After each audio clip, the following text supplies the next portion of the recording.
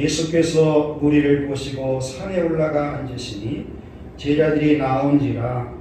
입을 열어 가르쳐 이르시되 심령이 가난한 자는 복이 있나니 천국이 그들의 것이며 애통하는 자는 복이 있나니 그들이 위로를 받을 것이며 온유한 자는 복이 있나니 그들이 땅을 기업으로 받을 것이며 누에 줄이고 목마른 자는 복이 있나니 그들이 배부를 것이며 긍휼히 여기는 자는 복이 있나니 그들이 긍휼히 여김을 받을 것이며 마음이 청결한 자는 복이 있나니 그들이 하나님을 볼 것이며 화평하게 하는 자는 복이 있나니 그들이 하나님의 아들이라 일컬음을 받을 것이며 그를 위하여 박해를 받는 자는 복이 있나니 천국이 그들의 것이며 나로 말미암아 너희를 욕하고 박해하고 거짓으로 너희를 거스려 모든 악한 말을 할 때에는 너희에게 복이 있나니 기뻐하고 즐거워하라. 하늘에서 너희 상이 큽니다. 너희 너희 전에 있던 순간으로 순간으로 이같이 박해하여 되느니라. 아멘. 사람은 누구나 행복을 원합니다. 나는 행복을 원치 않는다고 말하는 사람이 있다면 그는 스스로 속이고 있습니다. 행복은 만인의 공통된 소원입니다. 문제는 무엇이 행복이고 어떻게 하면 이 행복에 도달하느냐에 있습니다. 이 세상 사람들은 행복에 대한 기대 심리를 가지고 살고 있습니다. 가난할 때는 부해지기를 바랍니다. 부자가 되면 모든 문제가 해결되고 당장 행복일 것만 같기 때문입니다. 공부하는 학생들은 대학에 입학만 하면 그 이상 바랄 것이 없는 듯 생각합니다. 이런 기대 심리에서 정치적인 안정, 물질적인 풍요, 사업의 성공, 이상적인 결혼, 건강, 장수, 명예, 지위 등이 행복을 가져다 주리라고 생각하고 그것들이 내 앞에 현실화되기를 기대하고 바라고 살아가고 있는 것입니다. 그러나 지금 현재 모습을 보세요. 이 세상을 보세요. 가정들을 돌아보세요. 어디에 영원한 행복이 있을까요?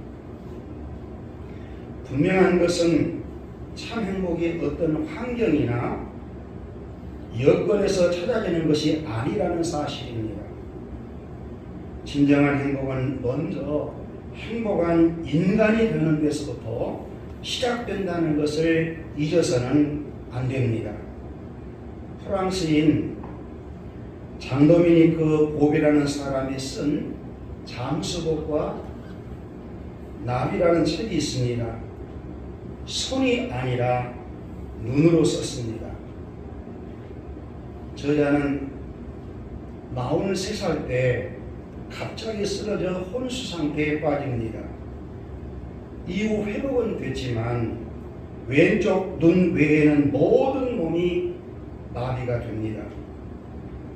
그를 도왔던 사람이 알파벳을 읽을 때 자기가 원하는 글자를 읽으면 왼쪽 눈을 깜빡하게 했습니다. 그렇게 해서 단어를 만들고 문장을 구성해 마침내 책을 완성한 겁니다. 그 제목이 잠수복과 나비입니다. 육신은 잠수복을 입은 것처럼 자유롭지 못하지만 마음은 나비처럼 헐헐 나른다는 것입니다. 그는 눈으로 이렇게 말했습니다. 흘러내리는 침을 삼킬 수만 있다면 행복한 사람입니다. 숨을 들이쉬고 내쉬기만 해도 행복한 사람입니다. 아이를 안아줄 수만 있다면 정말 감사할 일입니다. 불평과 원망은 행복에 겨운 자의 사치스러운 신음입니다. 라고 고백을 했습니다. 행복한 사람은 환경과 관계없이 항상 행복합니다. 어떤 사람이 이런 행복을 경험하고 행복한 사람으로 살아갈 수 있을까요? 오늘 말씀의 제목은 복이 있는 자입니다. 우리 샘물교회 모든 교우들이 복이 있는 자로 살아갈 수 있기를 축복합니다. 아멘. 이 어려운 시기에 예배하는 여러분, 여러분의 자녀들, 부모들, 식구들 모두 복이 있는 자로 살면 얼마나 좋을까요? 소원해 봅니다. 이 악한 세상에 살고 있는 많은 사람들이 복으로 살지를 못하고 악인으로 삽니다. 죄인으로 삽니다. 그들의 신음소리를 우리는 듣고 있습니다. 나는 복인이다. 여러분 스스로 자신에게 물어보세요. 상수야, 너는 복이 있는 자입니다. 라고 대답을 해보세요. 저는 네 라고 답을 하겠습니다. 무엇 때문이지? 예수님 때문이시죠. 예수님을 만났던 순간 아버지를 만났기 때문이지. 내 안에 생명을 보내주어서 거듭나게 하신 은혜 때문이지요. 그렇게 답을 할 수 있을 것 같습니다. 시편 73편 28절에 보면 하나님께 가까이 함이 네게 보이라. 내가 주 여호와를 나의 피난처로 삼아 주의 모든 행적을 전파하리로다. 여기 보니까 어떤 사람이 복이 있는 자인가? 하나님을 가까이 하여 예수님을 닮아가는 사람은 복이 있는 사람이다 라고 말씀드릴 수 있겠습니다. 그러면 어떤 사람이 망할 사람인가? 시편 73편 27절에 보면 무릇 주를 멀리하는 자는 망하리니 음녀같이 주를 떠난 자를 주께서 다 멸하셨나이다. 망하는 법 간단합니다. 하나님을 멀리하면 다 망합니다. 멸망합니다. 성경은 진리입니다. 더하고 뺄 필요가 없어요. 하나님이 그렇다면 그런 것입니다. 예수님을 믿고 하나님 자녀된 예수님의 제자들이 다 복을 받기를 원하는 마음으로 예수님은 마태복음 5장 48절 이런 표준을 정해줍니다. 그러므로 하늘에 계신 너희의 아버지의 온전하신 것 같이 너희도 온전하라.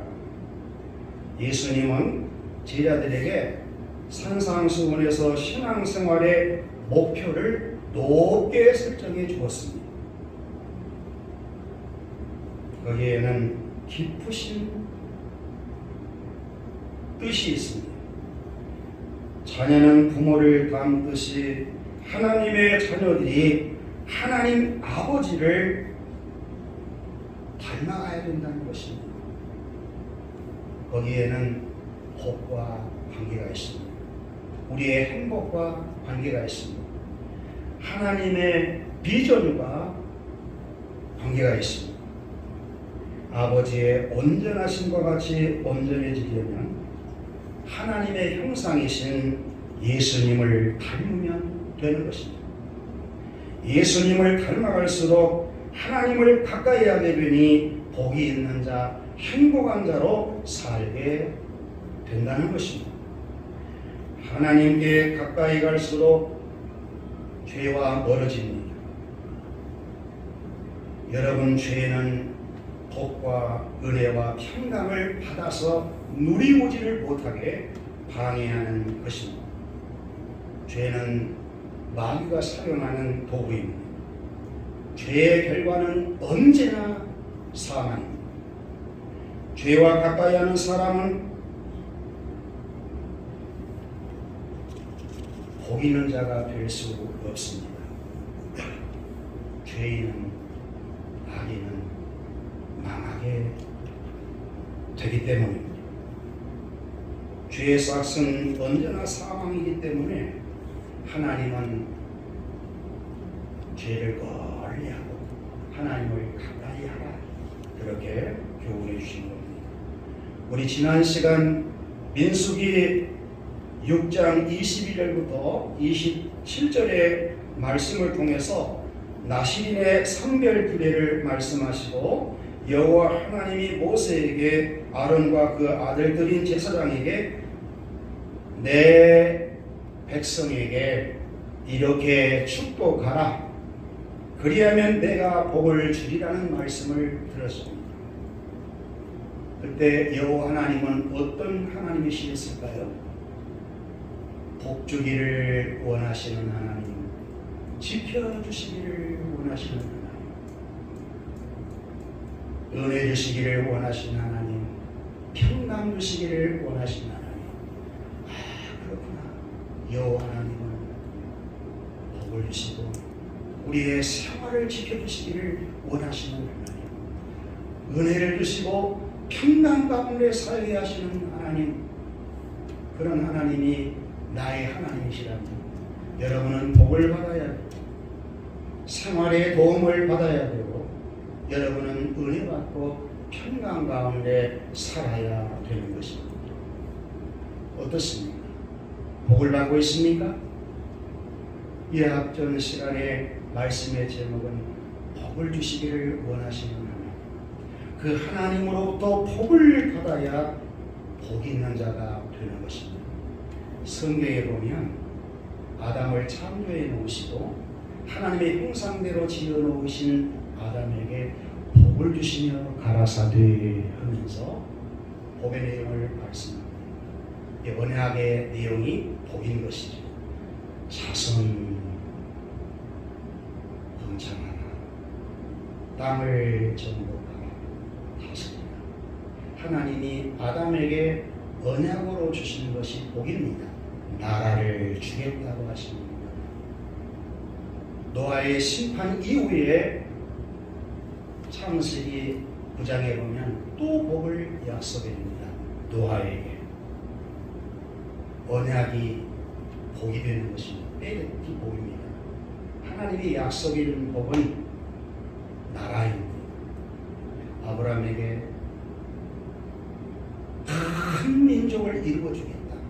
복의 내용이 나라입니다.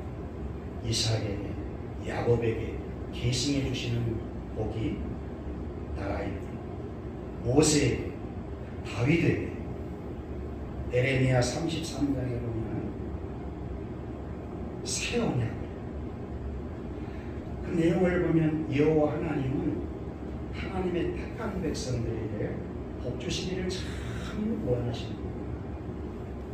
그 복을 여러분에게 주기를 원하고 원하셔서 예수 그리스도가 오셨습니다. 할렐루야. 그 예수님은 지금도 여러분에게 복 주시기를 원하고 은혜 주시기를 원하고 평강 주시기를 원하십니다. 그래서 성령님을 우리에게 보내어 주신 것입니다. 오늘 본문 마태복음 5장, 6장, 7장은 일명 산상수훈이라고 예수님께서 산 위에 올라가셔서 아주 생명의 말씀, 하나님 나라의 백성들에게 생활의 표준이 되는, 우리 대한민국 백성에게 헌복을 준 것처럼 하나님 자녀된 주님의 몸된 교회의 생명의 복, 은혜의 복, 생활의 법을 주시는 것이 산상훈인데, 그 가운데서 출발이 복 있는 자 하면서 팔복을 교훈해 주는 것입니다. 과연 예수님이 주고 싶어하는 복, 하나님이 주고 싶어하는 복은 어떤 복일까? 세상이 말하는 그 복일까? 변치 아니할 영원한 복일까? 우리는 알아야 돼요. 복이 무엇인가? 이 복은 행복과 관계가 있거든요. 구약 시대에 보면 시편 1편이 행복의 원리를 가르치고 있습니다.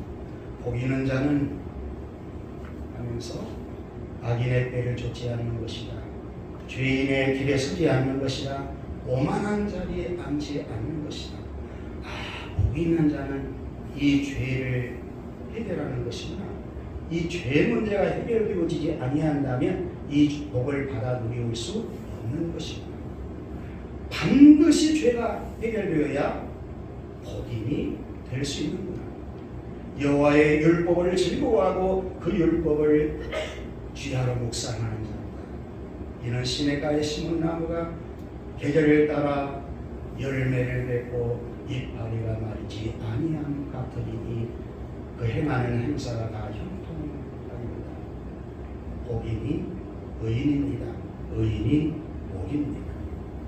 구약시대는 시편 1편을 통해서 복의 원리를 가르치고 있다면 신약시대에는 예수님이 산상수훈에 시작하는 팔복에서 복이 무엇입니까?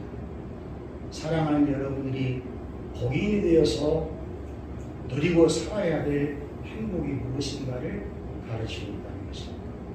오늘 말씀이 굉장히 중요합니다. 이런 복을 가져야 그 다음에 너희는 이 복을 갖는 너희들은 이 세상을 향하여 사명이 있다. 이 세상에 너희는 소금이라는 겁니다. 소금이 되어라가 아닙니다. 이 팔복을 소유한 자는 이미 구원받은 자이기 때문에 세상에 소금이다. 소금이 맛을 잃어서는 안 된다. 너희는 세상의 빛이다. 빛은 다 어둠을 드러내는 것이다. 그리고 구약의 율법을 재해석해 주면서 내가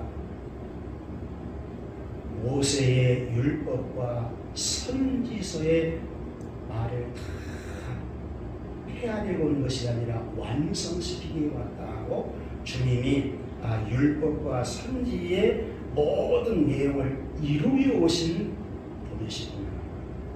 그 예수 그리스도 안에서 팔복이 있고 예수 그리스도 안에 사명이 있고 예수 그리스도 안에서 하나님이 주신 율법과 선지를 이룰 수 있는 길이 있는 것이구나 라고 하는 것을 알 수 있습니다.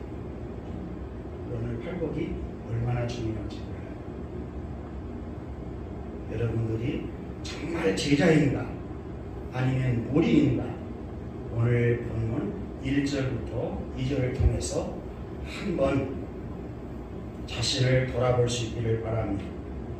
5장 1절 예수께서 무리를 보시고 산에 올라가 앉으시니 제자들이 나오는지라 입을 열어 가르쳐 이르시되 마태복음 4장 23절부터 25절에 보면 예수님께서 온 갈릴리에 두루다니면서 회당에서 가르쳤고 복음을 전할 때 많은 사람들이 예수님을 따랐습니다.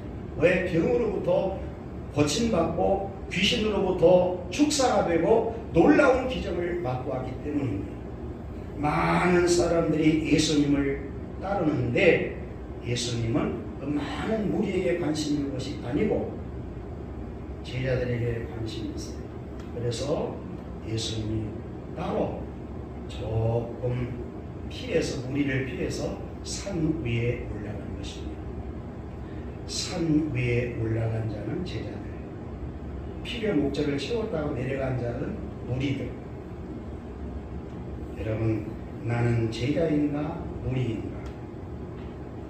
예수님을 따르는 사람들은 제자와 무리로 나뉩니다. 예수님을 따랐다는 점에서는 같지만 무리에게는 버림이 없습니다. 그들을 버리지 않거나 버리지 못하고 따르는 사람들, 즉 아직 회개하지 않아 인생의 주인이 바뀌어지지 않는 사람들입니다. 이들은 복이 있는 자가 아닙니다. 예수님의 제자 베드로, 요한은 그물과 배를 버려놓고 요한과 야고보는 아버지까지 버리고 예수님을 따랐다. 버림이 없이는 예수님의 제자가 될 수 없는 것입니다. 나를 따라오려거든 자기를 부인하고 십자가를 지고 나를 따라야 할 것이다. 따르는 자가 복이 있는 자. 왜? 그분이 복이 있는 분이시기 때문에 그렇습니다. 그러면서 이제 누가 복이 있는 자인가? 마태복음 5장 3절부터 10절에 보면 알 수 있습니다. 예수 그리스도께서 산상의 교훈을 팔복으로 시작합니다. 산상수훈은 하나님의 자녀가 되고 그리스도의 제자가 된 하나님의 나라 백성들이 지켜야 될 생명의 법이고 하나님의 자녀들의 신앙생활의 표준입니다.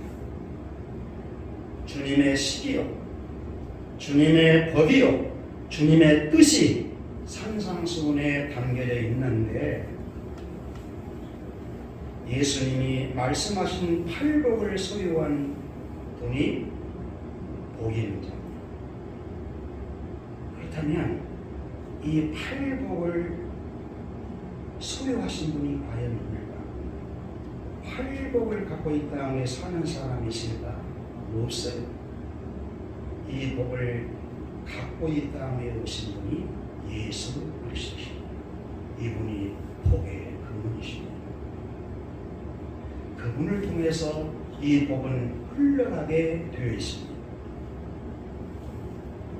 그래서 예수님이 팔복의 근원이시라면 예수님을 따르고 있는 제자들이 복이 있는 자입니다.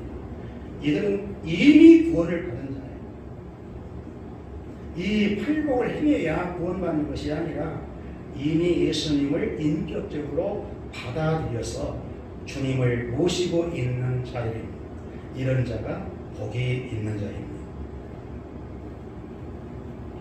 팔복을 소유한 자가 복이 있는 자입니다. 이 복이 있나니라고 하는 표현은 이 복이 있다고 하는 것은 행복이 있다. 이 복과 행복은 연결되어 있어요. 이 복을 가진 자가 행복하다는 것입니다.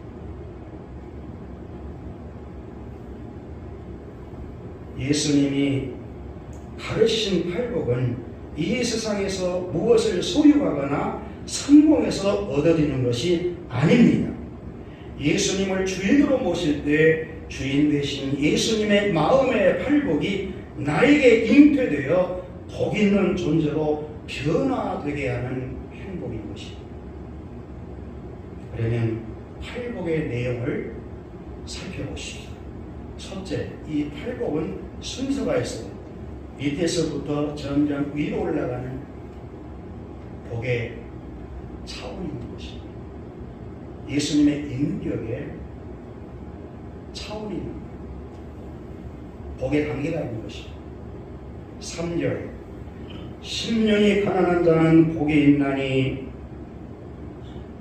여러분, 세상 사람들은 부자여야 복이 있다고 합니다. 이 세상 가치에서 보면 돈이 많아야, 이 땅에 성공해야 복이 있다고 얘기하는데, 하늘에서 모든 영광을 갖고 계신 예수님이 사람의 몸을 입고 이 땅에 오실 때 가난하게 오셨거든요. 부유하신 분이 가난하게 되시면 가난한 자인 우리를 부유하게 하려 하시니라. 여러분, 세상 사람들은 하나님과 같이 되려는 교만한 마음이 있습니다. 이것이 교만의 죄입니다. 그리고 하나님의 것을 자기 것으로 소유하려는 탐욕이 있습니다. 탐욕은 우상숭배입니다. 이런 마음은 가난할 수 없어요. 예수님을 마음에 모실 수 없습니다.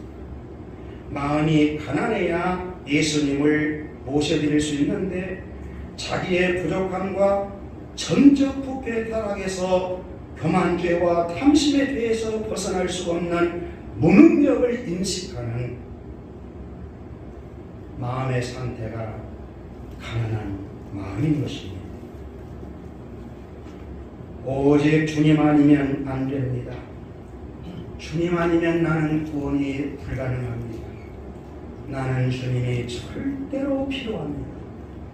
자기 무능을 철저하게 인식하고 아버지가 보내신 독생자를 내 마음의 문을 열고 받아들일 수 있는 마음이 가난한 마음입니다. 이 가난한 마음은 살만한 마음이 아니고 완전히 부도나버린 마음이에요. 철저하게 가난해져버린 마음이에요. 그런데 이런 마음을 갖는 자가 있으면 복이 있다. 왜? 천국이 저희 것이기 때문이다. 여러분 로마서 14장 17절에 보면 하나님의 나라 천국은 먹고 마시는 거 있는 나라가 아니고 성령 안에서 의와 평강과 희락입니다. 그랬습니다.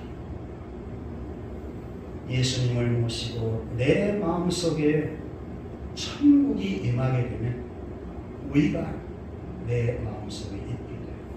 내 의가 아니라 주님의 의입니다. 주님의 의가 있는 자는 마음이 그렇게 평안할 수가 없어요. 샬롬이 내 심령의 경험이 되는 거예요. 그러니까 나는 행복하다 고백할 수 있는 거예요. 희락. 이 주님이 주시는 선물이거든요. 주님이 내 안에 오실 때 내 심령 속에 부어주시는 축복이거든요. 이게 심령의 천국입니다. 할렐루야. 네. 여러분의 가정에 이 주님을 모시는 가정 천국이 이루어집니다. 왜 이 심령의 천국이 이루어지지 못할까? 교만함, 탐욕으로 아직도 하나님의 것을 자기 것으로 삼으려고 하는 버림이 없습니다. 그런 자는 천국 경험 못해요. 두 번째입니다. 4절 보니까 애통하는 자는 복이 있나니 그들이 위로를 받을 것이니. 여러분 여기 애통한다, 운다 무슨 뜻일까요? 웃어야 복이 있다고 할 터입니다. 여기에 애통은 죄에 대한 애통입니다. 죄에 대해서 마음의 아픔을 느끼는 자가 죄에 대해서 회개할 수 있는 것입니다. 하나님의 말씀에 불순종하면 마음이 아파 우는 자가 복이 있습니다. 구약 시대에 다윗 왕이 많은 죄를 범하고 은폐시키려다 살인죄까지 범했는데 나단 선지자가 죄를 지적해 줄 때에 내 인용하는 것이 아니라 눈물을 많이 흘렸는지 죄 때문에 흘린 눈물 때문에 심령은 옥토의 밭으로 바뀌어집니다.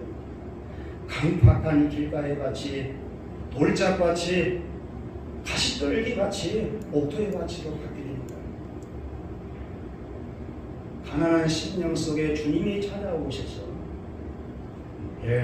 죄를 회개하고 주님 내 안에 오시면 얼마나 불편합니까? 나 주님 뜻대로 살지 못했는데. 오늘 또 대표 기도하는 우리 집사님 얘기 들어보니까 한 주간 그렇게 못 살아. 주님 뜻대로 살아야지, 주님 식대로 살아야지. 절대로 정당화시키지 마세요. 여러분 복이 있는 자로 살아야 돼요. 할렐루야. 죄를 두둔해서는 안 돼요. 죄는 용납이 없어요. 그것 때문에 주님이 죽고 그 피로 우리의 죄를 용서해줬다면 더 이상 죄를 짓고 주님을 십자가에 못 박게 할 이유가 없는 거예요. 그래서 아픈 것입니다. 나는 이 정도밖에 안 된다. 죄에 슬퍼하는 자가 복이 있습니다. 오늘 얼마나 눈에 눈물이 마르고 있습니까? 믿는 자도 마음이 얼마나 강팍해져 있나. 이것이 큰 문제입니다. 정말 예수 믿는 사람은 하나님 자녀답게 살아야 돼요. 작은 예수를 보여줘야 돼요. 그런데 왜 그렇지 못할까요? 애통하는 마음이 없어요. 나 구원받았으니까 됐다. 이미 이 말씀은 구원받는 제자에게 있는 거예요.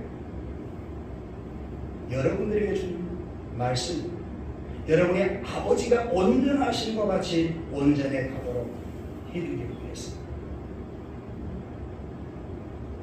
온유한 애통하는 자는 왜 복이 있을까? 위로를 받기 때문이다.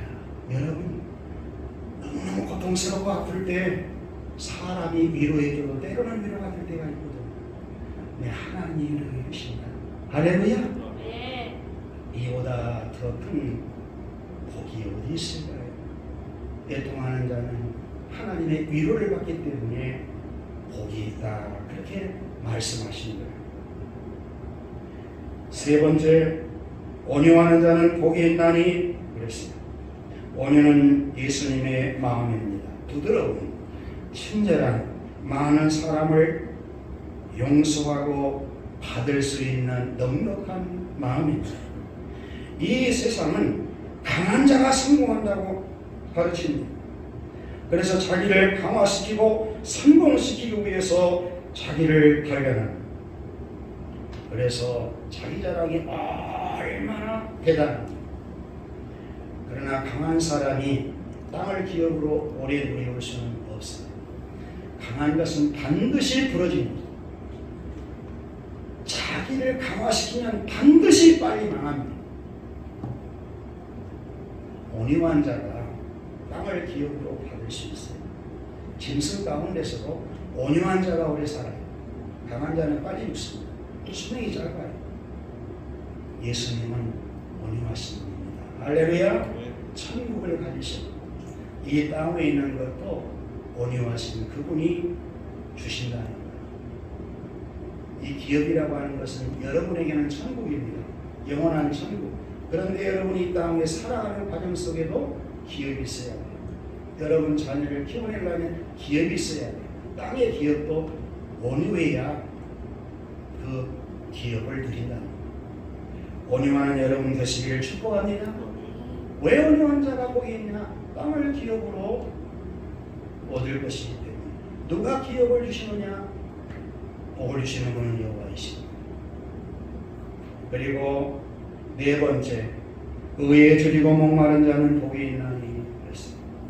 여기에 의, 옳음, 하나님의 뜻이거든요. 의로우신 주님을 의지하며 주님의 의를 사모하는 자는 복이 있다는 것입니다. 나에게 의가 없어. 하나님의 뜻을 행할 수 있는 능력이 없어. 그래서 하나님의 의를 사모하는 거예요. 목마르하는 거예요. 주님의 뜻을 이루기를 원한다. 없기 때문에 목말라요. 사모해요. 너희는 먼저 그 나라와 의를 구하라. 그리하면 이 모든 것을 너희에게 더하여 주시리라. 그 의에 목말라 있는 자는 반드시 복이 있는데 배부를 것이라고 했어요. 여러분 목마를 때 이 물 한 잔이 얼마나 복이 됩니까?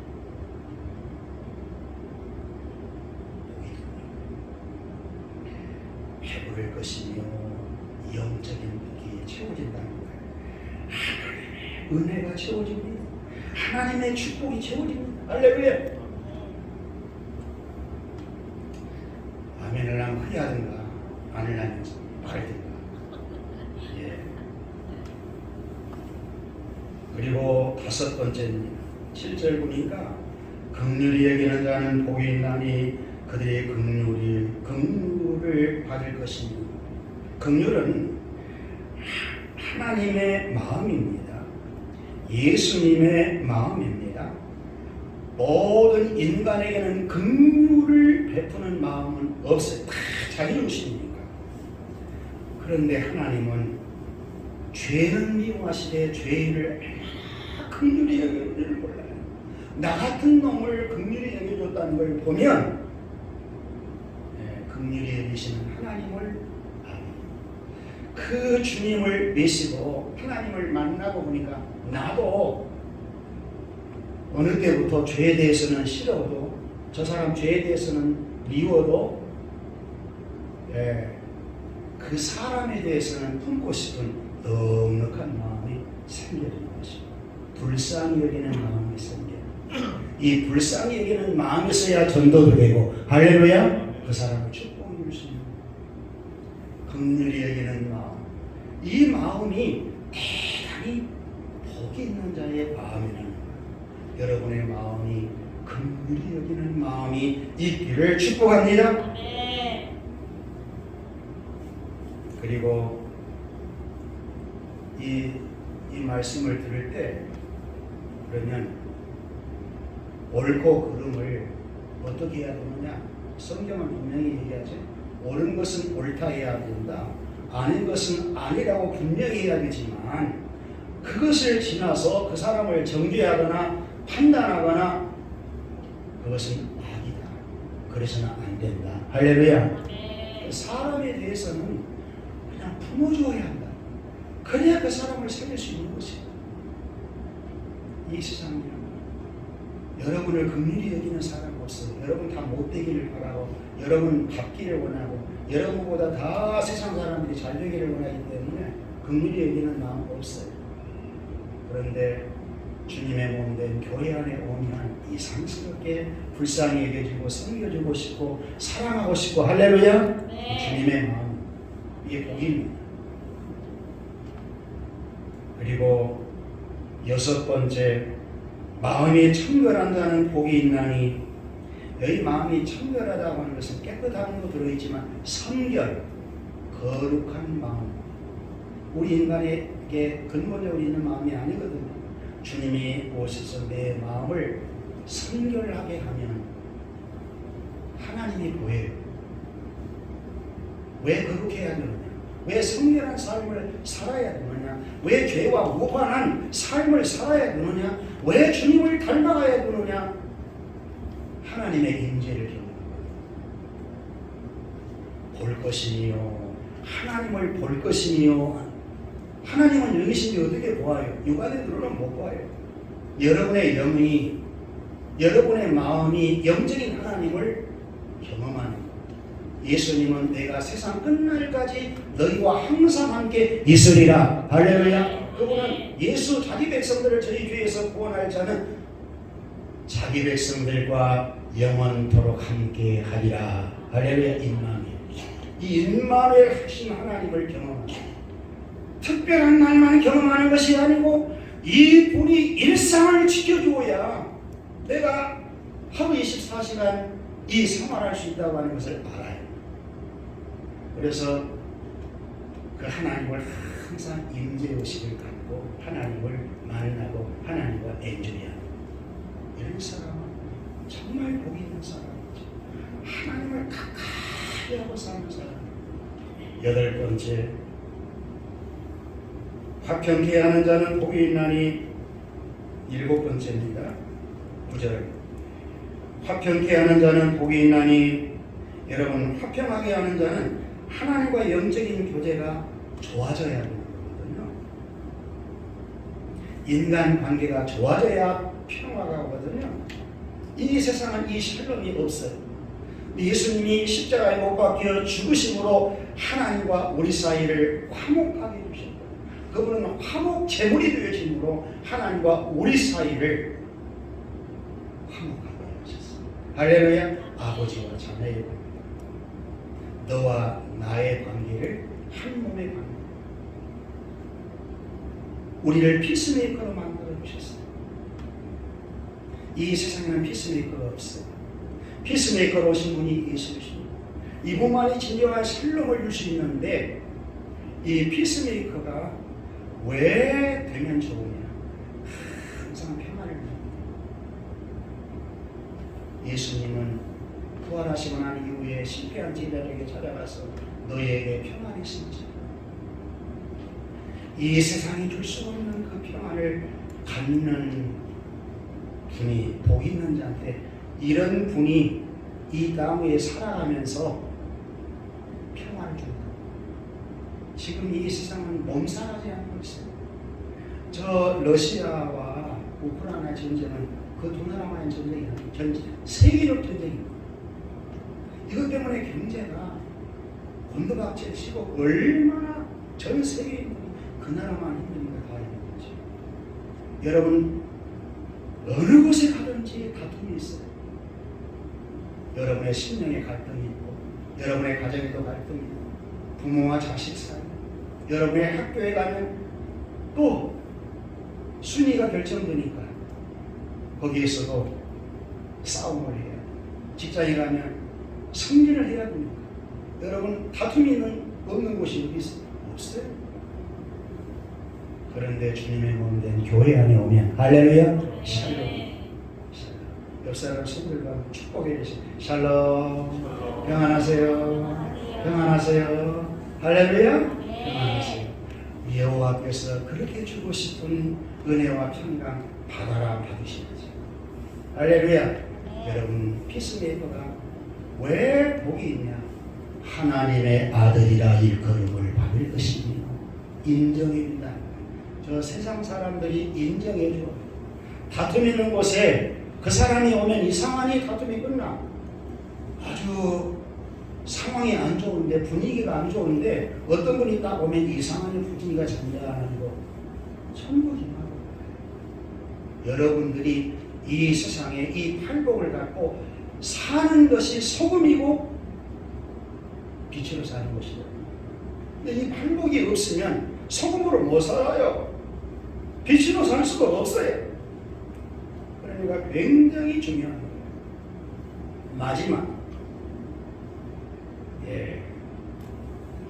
마지막 10절을 보면 의를 위하여 핍박을 받는 자는 복이 있나니 천국이 그들의 것이며. 여러분 의로우신 예수님 때문에 복음을 전하면서 핍박을 받으면 복이 있다는 것입니다. 스데반 집사처럼 사도들처럼 초대교회 성도들처럼 바울처럼 복음을 전하다가 순교를 당하는 모든 성도들처럼 복음 때문에 이 세상에서 하나님 나라를 세우기 위하여 사명을 감당하게 하기 위해 오는 핍박을 받는 자가 복이 있다. 왜? 이미 천국이 그들의 것입니다. 천국으로 시작했다가 천국으로 끝나는 것이지. 심령의 천국을 맛본 자는 이 복음을 전하다가 핍박을 받는데 내 생명까지라도 핍박을 받는 일에 투자할 수 있다는 거예요. 이렇게 커져 있어. 그러니까 순교자들은 이 팔복을 누리는 복있는 자들이에요.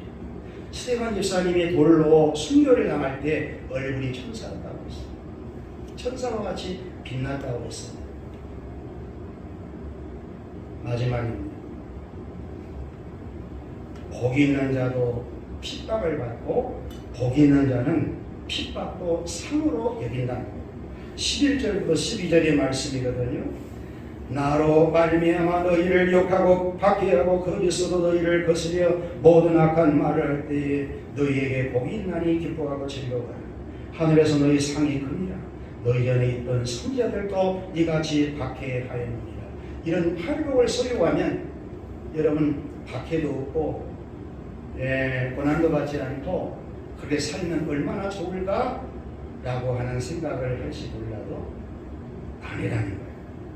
팔복을 가진 복 있는 자가 이 세상에 살면서 핍박을 받을 수밖에.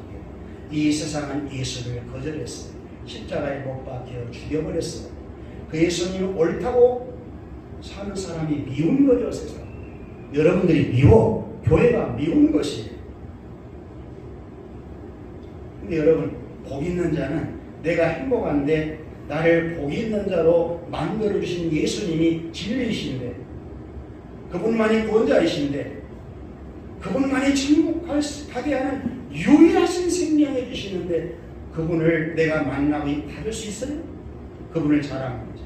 할렐루야. 네. 그분을 닮으면 닮은 만큼 그분밖에는 없다고 자랑하는데, 이 자랑할 때 핍박을 받으면, 욕을 하면 받으라는 거예요. 거기서 악한 말을 할 때는 그래 그렇게 받으라는 거예요. 왜? 그분이 죽으셨는데, 그리고 부활하셨는데 그분 따라가는 나를 왜 미워하지 않는 거냐? 당연한 것이다. 그러면서 오히려 기뻐하고 즐거워해라. 하늘의 상이 따라합시다. 금이니라. 아, 핍박을 받는 것도 복이지만 하늘의 상이 크구나. 그러니까 복 있는 자가 복음을 전하다가 핍박을 받아도 어려움을 당해도 그것이 하늘에 큰 상이 되니까 복이 됩니다. 복 있는 자는 복인으로 살아야 되겠지요? 행복하게 살아야 되겠지요? 그래서 목사님은 항상 여러분이 하나님 믿는 자는 나는 행복합니다 라고 고백해야 한다. 복 있는 자가 누구입니까? 예수님을 믿고 예수 안에서 구원받고 하나님의 자녀된 여러분이 아니겠습니까?